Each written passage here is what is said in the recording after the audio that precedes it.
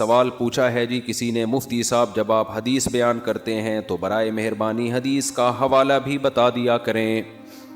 دیکھو جب میں حدیث بیان کرتا ہوں تو ہم نے جو حدیثیں پڑھی ہوئی ہیں ان کے حافظے کی بیس پر بیان کرتا ہوں۔ اب بیان میں کون سی حدیث کس وقت آئے گی یہ مجھے پہلے سے نہیں پتا ہوتا کہ میں پہلے سے حوالہ نکال کے رکھوں۔ تو اب جیسے کوئی، یہ تو واضح و نصیحت کی مجلس ہے نا، بیان چل رہا ہے، کوئی حدیث آئی تو مجھے یاد آ گیا کہ اس موضوع پر یہ حدیث ہے، میں نے وہ حدیث بعض دفعہ عربی الفاظ سنا دیتا ہوں اس کے، تو اتنی میری طرف سے گارنٹی ہے کہ وہ حدیث صحیح بھی ہوگی اور حدیث کی مستند کتاب میں بھی موجود ہوگی۔ جب بھی کوئی ایسا کوئی ہو نا تو وہ حدیث ہوتی ہے اس پہ، اور میں حدیث بتا رہا ہوتا ہوں، اس کا نمبر نہیں بتا رہا ہوتا۔ اس کی وجہ یہ ہے کہ میرا تو واضح و نصیحت کی مجلس ہے، اس میں تو موضوع کے حساب سے حدیثیں آتی رہیں گی، تو جب موضوع کے حساب سے حدیثیں آتی رہیں گی تو مجھے پہلے نہیں پتا ہوتا کہ کون، میں تو بیان کرتا ہوں فی البدیہی، میرے بیان تو فی البدیہی ہوتے ہیں نا۔ ہاں جو علمی کلپ میرے ریکارڈ ہوتے ہیں اختلافی مسائل ہوں یا اس پہ، تو اس پہ پھر میں پورے ریفرنس دیتا ہوں، تو وہ آپ دیکھ سکتے ہیں یوٹیوب پہ، پورے اس میں حدیث کے نمبر بھی آ رہے ہوتے ہیں۔ تراویح کے مسئلے پر جو میرا آڈیو بیان ہے اس میں ایک حدیث کا بلکہ پوری سندیں بھی پڑی ہوئی ہیں، صرف ریفرنس نہیں ہے، پوری سند، راویوں کی پوری تحقیق۔ تو وہ ہے بہت کم اختلافی مسائل پہ، آپ یہ کہہ سکتے ہیں۔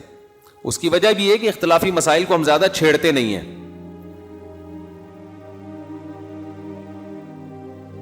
چھیڑتے اس لیے نہیں ہیں کہ جتنا ان کو چھیڑو نا، یہ ایک مولانا نے بڑی پیاری مثال دی ہے کہ یہ جو آج کل لوگ کہہ رہے ہیں نا فرقواریت ختم کر رہے ہیں، ان کی مثال بالکل ایسے ہے جیسے ایک آدمی کو شکایت پہنچی کسی کی کہ وہ گالیاں بہت دیتا ہے۔ اس کو بلا کے کسی نے پوچھا یار میں نے تمہارے بارے میں سنا ہے کہ تم گالیاں بہت دیتے ہو۔ اس نے کہا کس بےغیرت نے کہا کہ میں گالیاں دیتا ہوں، کس الو کے پٹھے نے کہا کہ میں گالیاں، پھر جو فحش گالیاں شروع کی، اور پھر کہہ رہا ہے کہ جس بےغیرت نے بھی یہ کہا ہے میں گالیاں دیتا ہوں، خدا کی قسم اس الو کے پٹھے نے غلط کہا ہے۔ تو یہ جو آج کل نئے اسکالرز آ رہے ہیں نا فرقواریت ختم کرنے کے لیے، یہ بالکل یہ کام کر رہے ہیں کہ آپ کے ایٹیٹیوڈ سے پتہ چلتا ہے کہ آپ فرقواریت کو کم کرنے کے بجائے اور زیادہ آگ لگا رہے ہیں، اور دعویٰ یہ ہوتا ہے ہم سب کو قرآن حدیث پہ جمع کر رہے ہیں۔